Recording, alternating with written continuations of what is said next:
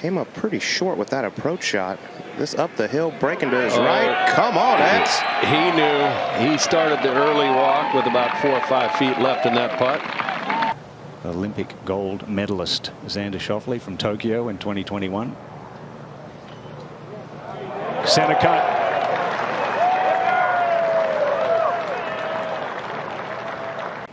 We're back at 9, Trev, with Schauffele. That's 9-iron from 182 and good looking. Yeah. Trying to keep pace with playing partner Wyndham Clark, and that'll do it. Yes, indeed. Schauffele to 10 under par with 3 straight birdies. He made the eagle here on Thursday. Driver 5-iron. There's only been 3 eagles so far this week. This one hung a little right. That's that collection area. Now the bunker. Really just needs to land this on just over the lip of the bunker. Kind of like that, Frank. Very good. Did move a little to the right. Schauffele for his 4. Frank, this group is just feeding off each other. Both playing great.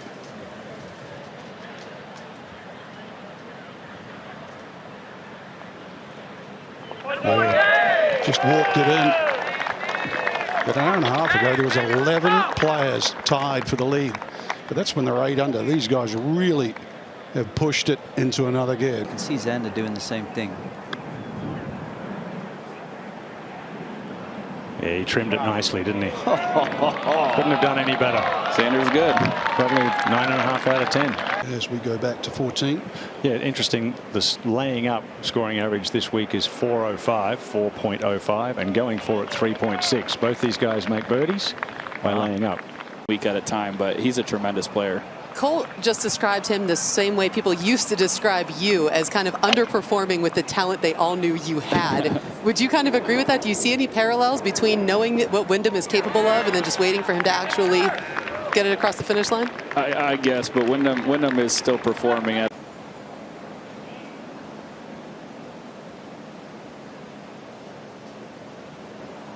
Keep holding your line Dude, for the eagle. Yes.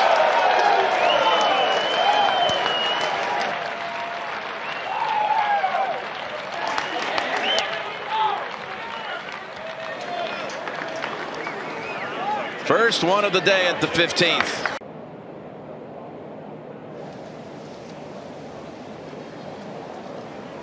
Live here at 16, longest par 4 today, 516 yards. Schauffele knows where that's going. Fine. Playing back into the wind today too, Frank. This is a beast. It was pretty there, that low bullet fade.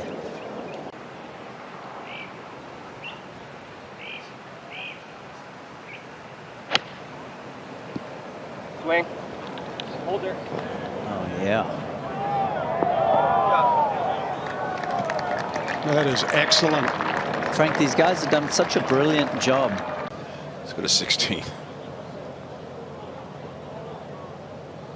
And that's how you make 3. That any good? Live at 17 with Xander Schauffele, pitching wedge. Back into a little bit of wind, Ian. Dangerous little front left hole location. This one's safely out to the right. Popular spot, Colt.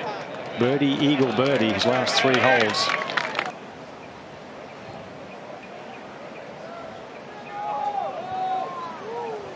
Just breathed on it. Yeah, that's the meaning of a lag putt. When the greens get that quick and you've got a downhill left to right, I just sort of feed it down there.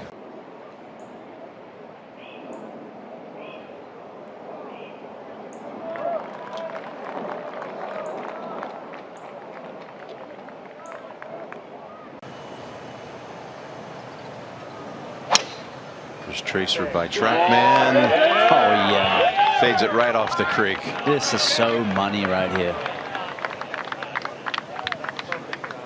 These two are swinging with some confidence, Trevor. This also 8-iron from 167. Plenty of club with some helping wind. Tough.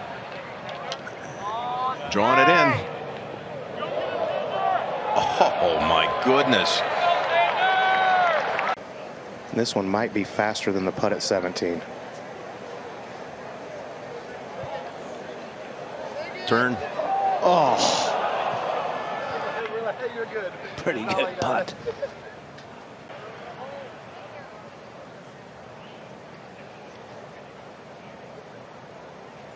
The 63 and a 64 in this pairing. Let's go do this again tomorrow. Adam Scott was just in here. He said he was actually a little surprised that the scoring was so low today. What's your assessment of that?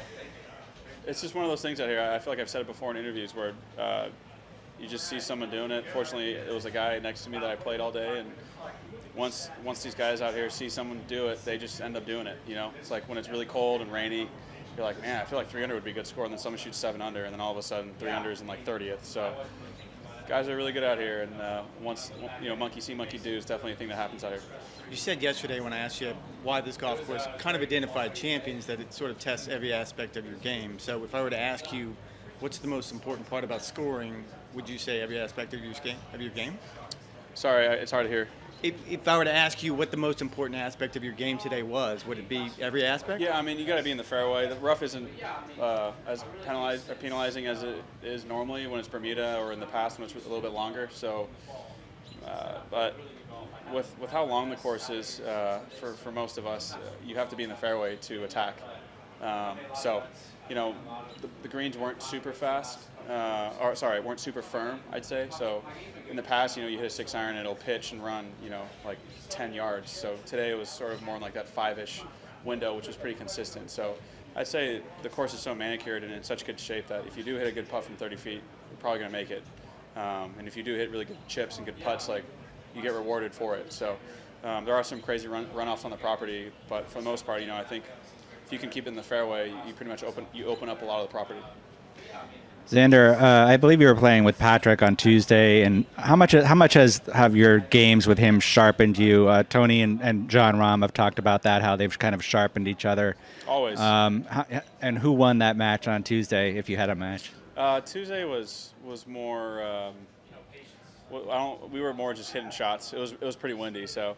On like pro-am days where pins are in the middle of the greens on slopes, we'll maybe play a birdie game or something of that nature. So I don't even think we had a game on Tuesday, just a friendly match.